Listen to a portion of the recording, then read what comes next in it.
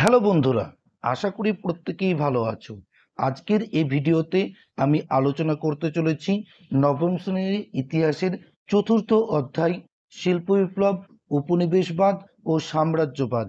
এই চ্যাপ্টার থেকে 2 মার্কের গুরুত্বপূর্ণ প্রশ্ন উত্তর। এই প্রশ্ন উত্তরগুলো তোমরা যদি ভালো করে পড়ো তাহলে অবশ্যই তোমরা পরীক্ষাতে এই চ্যাপ্টার থেকে এখান থেকে মাত্র 15টা প্রশ্ন দিয়েছি, এই 15টা প্রশ্নের মধ্যে অবশ্যই কমন পাবে। তাহলে চলো বেশি দেরি না করে প্রশ্নগুলি এবং তার উত্তরগুলি নিয়ে আলোচনা করি। প্রথম প্রশ্ন দেখো কি বলেছে, শিল্প বিপ্লব বলতে কি বোঝো? 18 শতকের দ্বিতীয় ভাগে মানুষের দৈহিক শ্রমের পরিবর্তে যন্ত্রশক্তির দ্বারা অল্প সময়ে অনেক বেশি উৎপাদনকে বলা হয় শিল্প বিপ্লব। ইংল্যান্ডের বস্ত্রশিল্পকে কেন্দ্র করে প্রথমে শিল্প বিপ্লব শুরু হয় এবং 19 শতকে ইউরোপের অন্যান্য দেশে তা সংগঠিত হতে শুরু করে। 2 নম্বর প্রশ্ন, শিল্প বিপ্লব কথাটি কে প্রথম ব্যবহার করেন? শিল্প বিপ্লব কথাটিকে কে জনপ্রিয় করে তোলেন? প্রখ্যাত ফরাসি সমাজতান্ত্রিক অগাস্ত ব্লাঙ্কি শিল্প বিপ্লব কথাটি প্রথম ব্যবহার করেন। ঐতিহাসিক আর্নড টয়নবি শিল্প বিপ্লব কথাটিকে জনপ্রিয় করে তুলেছিলেন। 3 নম্বর প্রশ্ন, ফ্যাক্টরি বা কারখানা প্রথা বলতে কি বোঝো? অথবা কারখানা ব্যবস্থা বা ফ্যাক্টরি ব্যবস্থা বলতে কি বোঝো? শিল্প বিপ্লবের সুবাদে ফ্যাক্টরি প্রথা বা কারখানা প্রথার উদ্ভব ঘটে।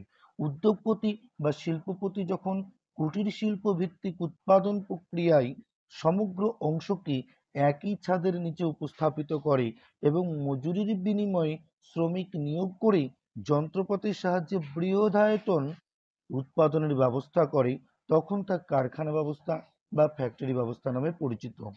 4 নম্বর প্রশ্ন, কেন প্রথমে ইংল্যান্ডে শিল্প বিপ্লব হয়েছিল? ইংল্যান্ডে প্রথম শিল্প বিপ্লব হওয়ার পেছনে বেশ কয়েকটি উল্লেখযোগ্য কারণ ছিল, যেমন অনুকূল প্রাকৃতিক পরিবেশ, মূলধনের প্রাচুর্য ও সুলভ শ্রমিক, ইংল্যান্ডে খনিজ সম্পদের অপ্রতুলতা, পর্যাপ্ত কাঁচামাল ও উন্নত বাজার এবং তৎকালীন ইংল্যান্ডে নিত্য নতুন বৈজ্ঞানিক আবিষ্কার। পরে প্রশ্ন 5 নম্বর, ঘেটো কি? ঘেটো শব্দটি ব্যবহার করা হয় ভেনিস শহরে ইহুদিদের বসবাসের এলাকা নির্দিষ্ট করার জন্য। আক্ষরিক অর্থেই ঘেটো বলতে বোঝায় শহরের কোনো নির্দিষ্ট অঞ্চলে সংখ্যালঘু মানুষের বসবাস। পরবর্তীকালে বিশেষত শিল্প বিপ্লবকালে বহিরাগত মানুষদের শহরের নির্দিষ্ট বসতি অঞ্চলকে ঘেটো বলা হতো। 6 নম্বর প্রশ্ন, প্যারি কমিউন কি?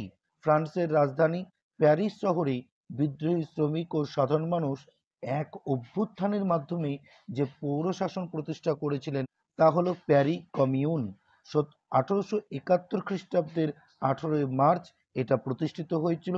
ফ্রান্সের রাজতন্ত্রের পুনঃপ্রতিষ্ঠা ও কেন্দ্রীভূত শাসন ব্যবস্থা প্রতিষ্ঠার চেষ্টা আটকে দিয়ে প্রজাতন্ত্র প্রতিষ্ঠা করাই ছিল এই প্যারি কমিউনের মূল ও প্রধান লক্ষ্য।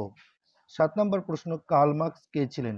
জার্মান দার্শনিক কার্ল মার্কস, যিনি 1818 খ্রিস্টাব্দ থেকে 1883 খ্রিস্টাব্দ পর্যন্ত রাজত্ব করেছিলেন, বৈজ্ঞানিক সমাজতন্ত্র বা সাম্যবাদের প্রবর্তক ছিলেন। তিনি শ্রমিক শ্রেণীর নেতৃত্বে সর্বহারা বিপ্লবের মাধ্যমে পুঁজিবাদের উৎখাতের তত্ত্ব প্রচার করেন। তার রচিত বিখ্যাত দাস ক্যাপিটাল, কি বললাম বন্ধুরা, কার্ল মার্কসের লেখা গ্রন্থের নাম হচ্ছে দাস ক্যাপিটাল এবং যেটা প্রকাশিত হয়েছিল 1867 সালে। এই গ্রন্থটিকে সমাজতন্ত্রবাদের বাইবেল হিসাবে অভিহিত করা হয়। এখান থেকে প্রশ্ন আসতে পারে তোমাদের যে সমাজতন্ত্রবাদের বাইবেল কোন গ্রন্থটিকে বলা হয়? তখন উত্তর তোমরা কি লিখবে? কার্ল মার্কসের রচিত দাস ক্যাপিটাল গ্রন্থটি। 8 নম্বর প্রশ্ন, পিটারলুর হত্যাকাণ্ড কি? হেবিয়াস কর্পাস আইনের বিরুদ্ধে 1819 খ্রিস্টাব্দে প্রায় 50,000 কম্বলধারী শ্রমিক ম্যানচেস্টারের সেন্ট পিটারের ময়দানে এক সমাবেশে মিলিত হয়। ব্রিটিশ সরকারের নির্দেশে ইংরেজ সেনাবাহিনী গুলি চালালে ওই আন্দোলনে 11 জন প্রতিবাদকারী শ্রমিক নিহত ও কয়েকশো শ্রমিক আহত হয়। সেন্ট পিটার ময়দানে ঘটিত এই ঘটনা ইতিহাসে পিটারলুর হত্যাকাণ্ড নামে পরিচিত। এরপরে বন্ধুরা 9 নম্বর প্রশ্ন দেখো, রক্তাক্ত রবিবার বলতে কি বোঝো? রুশ জাপান যুদ্ধ 1905 খ্রিস্টাব্দ, রাশিয়া পরাজিত হলে জার শাসনের বিরুদ্ধে রাশিয়ায় তীব্র আন্দোলন সংগঠিত হয়। এই উদ্দেশ্যে রাশিয়ার আন্দোলনকারী শ্রমিকরা 22শে জানুয়ারি রবিবার একটি শান্তিপূর্ণ মিছিলে অংশ নেয়। আগাম সতর্কবার্তা না দিয়ে রুশ সেনাবাহিনী আন্দোলনকারী শ্রমিকদের উপর প্রচুর গুলিবর্ষণ করলে প্রচুর শ্রমিক নিহত ও আহত হয়, যা ইতিহাসের রক্তাক্ত রবিবার নামে পরিচিত। এবার 10 নম্বর প্রশ্ন, উপনিবেশ বলতে কি বোঝায় অথবা উপনিবেশবাদ কি? উপনিবেশ বলতে এক ধরনের রাজনৈতিক তত্ত্বের বাস্তবায়নকে বোঝানো হয়।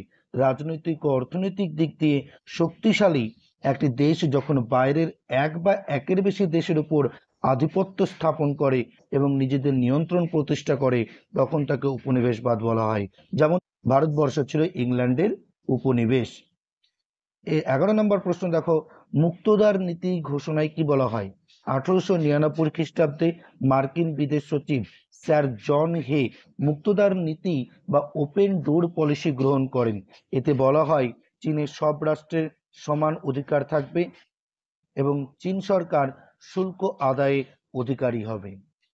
12 নম্বর প্রশ্ন দেখো এবার, উগ্র জাতীয়তাবাদ কাকে বলে? 19 শতকের শেষ দিকে জার্মানি সহ ইউরোপের বিভিন্ন দেশ নিজেদের ও জাতির শ্রেষ্ঠত্ব তুলে ধরে অন্যদের নিকৃষ্ট বলে প্রচার করেন। এটি উগ্র জাতীয়তাবাদ বা সংকীর্ণ জাতীয়তাবাদ নামে পরিচিত। এর ফলে ইউরোপীয় দেশগুলির মধ্যে জাতি বৈরিতা বৃদ্ধি পায়। 13 নম্বর প্রশ্ন, ত্রিশক্তি চুক্তি বা ট্রিপল অ্যালায়েন্স কবে কাদের মধ্যে স্বাক্ষরিত হয়? 1882 খ্রিস্টাব্দে ত্রিশক্তি চুক্তি বা ট্রিপল অ্যালায়েন্স স্বাক্ষরিত হয়েছিল। এই চুক্তি স্বাক্ষরিত হয়েছিল জার্মানি, ইটালি ও অস্ট্রিয়ার মধ্যে। অস্ট্রিয়া ও রাশিয়ার মধ্যে যুদ্ধ এড়াতে এবং ইউরোপীয় রাজনীতিতে ফ্রান্সকে বিচ্ছিন্ন করতে বিসমার্ক এই চুক্তি করেছিলেন। 14 নম্বর প্রশ্ন, ত্রিশক্তি আতাত বা ট্রিপল আতাত কবে কাদের মধ্যে স্বাক্ষরিত হয়? 1907 খ্রিস্টাব্দে ট্রিপল আতাত বা ত্রিশক্তি আতাত হয়েছিল ইংল্যান্ড, ফ্রান্স ও রাশিয়ার মধ্যে। জার্মান আগ্রাসনের বিরুদ্ধে প্রতিবাদ গড়ে তোলা ও আগ্রাসন নষ্ট করে দেবার উদ্দেশ্যে এই মহাজোট গঠিত হয়েছিল। শেষ প্রশ্ন বন্ধুরা, সেরাজপো হত্যাকাণ্ড কি অথবা প্রথম বিশ্বযুদ্ধের কারণ কি? 1914 খ্রিস্টাব্দে অস্ট্রিয়ার যুবরাজ অর্থাৎ অস্ট্রিয়ার সিংহাসনের উত্তরাধিকারী ফার্দিনান্দ তার পত্নী সোফিয়া বসনিয়া প্রদেশের সেরাজেভো নগর বেড়াতে যান। সেখানে গ্যাব্রিলো প্রিন্সেপ নামক এক আত্মায়ের হাতে অস্ট্রিয়ার যুবরাজ পত্নী সহ নিহত হন। কত খ্রিস্টাব্দে নিহত হন? 1914 খ্রিস্টাব্দে 28শে জুন। সেরাজেভোর এই ঘটনার অজুহাতে অস্ট্রিয়া সার্বিয়াকে আক্রমণ করলে প্রথম বিশ্বযুদ্ধের সূচনা হয়। অর্থাৎ সেরাজেভো হত্যাকাণ্ডই ছিল প্রথম বিশ্বযুদ্ধের প্রত্যক্ষ কারণ। ঠিক আছে বন্ধুরা, আজকে এই পর্যন্ত। ভিডিওটি ভালো লাগলে অবশ্যই বন্ধুদের মধ্যে শেয়ার করে দিও, আর চ্যানেলে নতুন হয়ে থাকলে চ্যানেলটা অবশ্যই সাবস্ক্রাইব করে দিও। ঠিক আছে, গুড বাই বন্ধুরা।